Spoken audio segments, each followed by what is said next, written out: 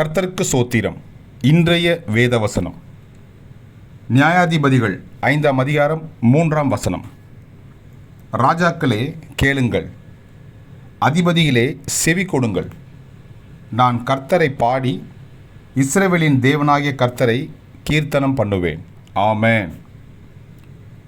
நியாயாதிபதிகள் 5ஆம் அதிகாரம் 3ஆம் வசனம். ராஜாக்களே கேளுங்கள், அதிபதிகளே செவி கொடுங்கள். நான் கர்த்தரை பாடி இஸ்ரவேலின் தேவனாகிய கர்த்தரை கீர்த்தனம் பண்ணுவேன். ஆமென். கர்த்தர் உங்களை ஆசீர்வதிப்பாராக, உங்களோடு கூட இருப்பாராக. ஆமென்.